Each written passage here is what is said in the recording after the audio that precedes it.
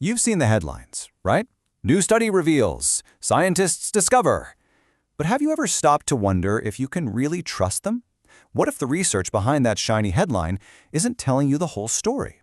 Well, today we are diving headfirst into a huge issue that's shaking up science itself, the research credibility crisis. And that really brings us to the big question, the one at the heart of it all. When you're looking at a published study, is what you see really what you get? Or are there a bunch of hidden decisions and secret judgment calls that completely change what the results actually mean? Okay, let's get into it. So just how big of a deal is this?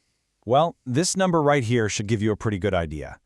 Between 2005 and 2015, the number of articles being retracted, pulled back, in business and management journals shot up by a factor of 10. A 10-fold increase. I mean, that is a massive red flag that something somewhere is going wrong. All right, to really unpack this, we're going to follow a simple roadmap. We'll start by looking at this crisis of trust.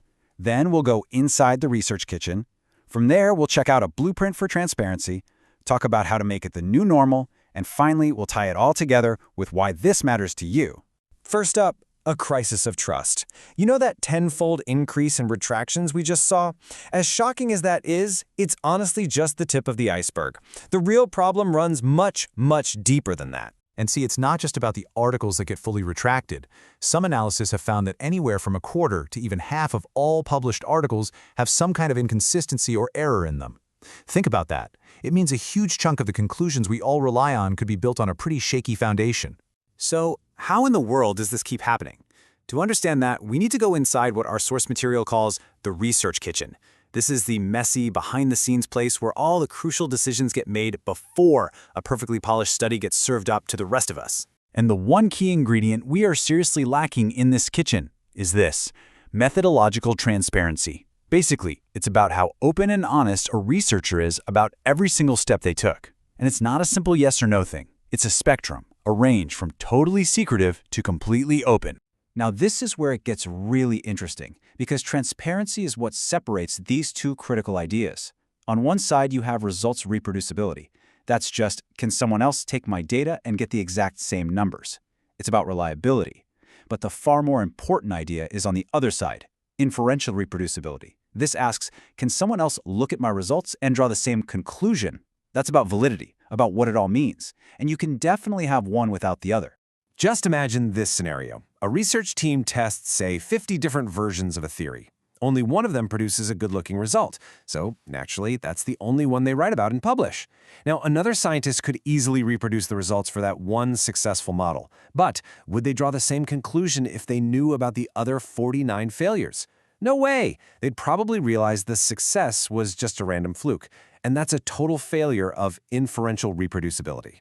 So, what's the fix? How do we solve this?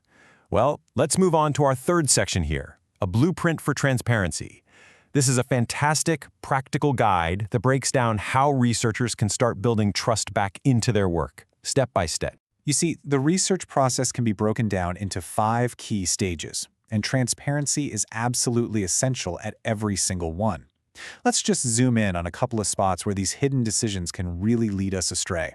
Okay, first, right at the beginning in the theory stage, there's this sneaky practice called harking. It stands for hypothesizing after the results are known. Basically, a researcher stumbles on a surprising result totally by chance, and then they write the introduction as if they predicted it from the very beginning. It makes a lucky accident look like a stroke of genius. The transparent fix here is actually pretty simple. Just be honest about it. If you found something you weren't looking for, great. Just label it as an exploratory finding. It's still super valuable. It just wasn't a confirmed prediction. All right, another place where hidden decisions can make a huge difference is in the design stage, specifically with something called control variables.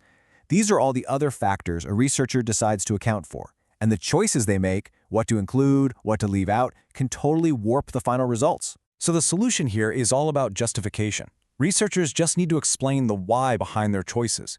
Why did you include this variable, but not that one? That lets the rest of us judge for ourselves whether the study's design was actually solid. And finally, let's look at the analysis stage. If you ever read a paper and see a little phrase like, outliers were eliminated, your ears should perk up. Outliers are those few extreme, weird data points, and how a researcher decides to handle them can literally make or break their entire finding. The transparent way to do it? Show your work. Present the results with the outliers included, and then show them again without the outliers. That way everyone can see with their own eyes exactly how much of a difference that one little decision actually made. Now, it's one thing to have a blueprint for individual scientists, but if we're going to fix this for real, the entire system needs to change. And that brings us to Section 4, making transparency the norm. So why does this keep happening? Well, it really boils down to two big things. First, a lack of motivation. There is this intense, insane pressure on researchers to publish only clean, exciting, positive results. And second, there's often a lack of what's called KSAs. That's knowledge, skills, and abilities. A lot of researchers just were never properly trained in how to do this stuff transparently. So the real solution has to tackle both of those things, motivation and skills. The gatekeepers of science, we're talking about the journals, the editors, the reviewers. They're the ones who need to change the rules of the game. By requiring things like transparency checklists and by judging papers on how open they are, not just on how flashy their conclusions seem, they can build a whole new system that actually rewards good, honest, open science. And all of this brings us to our final and maybe most important section, why this matters to you. Because this whole credibility crisis isn't just some dusty academic issue. It stretches far beyond the walls of any university. Yeah, this is not just some abstract debate for people in tweed jackets. The knowledge that researchers produce becomes the foundation for countless real-world decisions. It influences the business strategies your company uses, the medical advice your doctor gives you, and even the public policies that your government puts into place. When you get right down to it, this idea of methodological transparency isn't just a nice-to-have. It is the absolute bedrock of trustworthy insights, effective policy, and real scientific progress. And for all of us, it's what gives us the power to be informed consumers of information and to finally make sure that what we see is what we actually get. So, I'll leave you with this one last thought. The next time you see one of those headlines about a brand new, groundbreaking study, what's the first question you're going to ask yourself about what might be hiding inside that research kitchen?